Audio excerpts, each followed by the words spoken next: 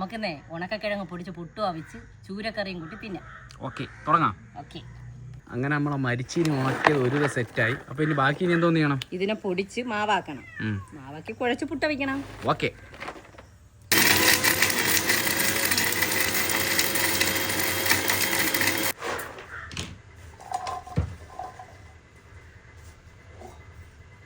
അങ്ങനെ നമ്മൾ മരിച്ചീനി പൊടിച്ചെടുത്തിട്ടുണ്ട്. ഇത് നമുക്കിനി അരിച്ചെടുക്കാം. ഓക്കെ.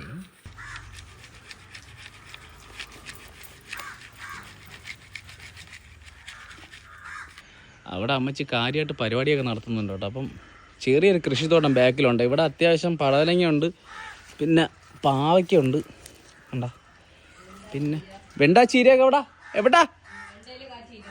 ഓക്കെ. ഞാനിന്ന് പുട്ട വയ്ക്കുന്നത് പുറത്ത് വെച്ചല്ല, അകത്ത് വെച്ചാണ്. കാരണം എന്താ വെച്ച് കഴിഞ്ഞാൽ അടുപ്പ് കുറച്ച് എന്ത് പറ്റിയ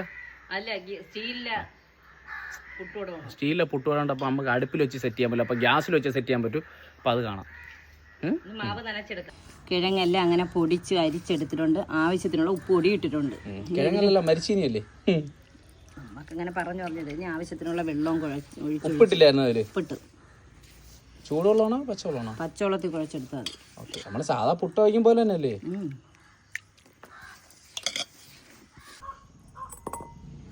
കുറച്ചുകൂടെ മതിയോ? തേങ്ങ അത് മതി. ഈ മാവ് കോരിയിട്ട് സാധാ പുട്ട് തന്നെ, കുറച്ചുകൂടെ തേങ്ങ ഇടുമല്ലേ?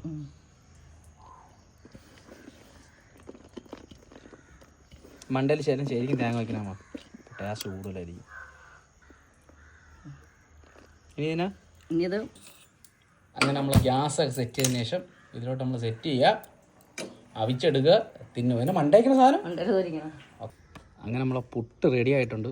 കുത്തി അങ്ങോട്ടോ അമ്മ, തള്ളി തന്നെ കേട്ടോ. വാവ്. അങ്ങനെ നമ്മളെ പുട്ടും ചൂരക്കറിയും റെഡി ആയിട്ടുണ്ട്. അപ്പം ഇനി കഴിച്ചു നോക്കാം. കാരണം ഇനി വച്ചുകൊണ്ടിരിക്കാൻ പറ്റില്ല, നല്ല മണമുണ്ട്.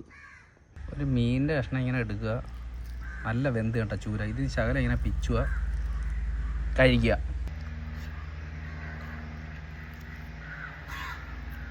സൂപ്പർ. ഇടില്ല.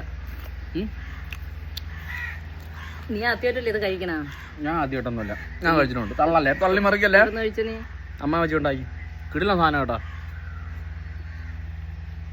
ഇടിക്ക്. നമ്മളെ സാധാ പുട്ടിനാണ് സെറ്റല്ലേ. അപ്പോൾ ഇനി അടുത്ത വീഡിയോ കാണാം. ബൈ. ബൈ പറ. ബൈ. ബൈ.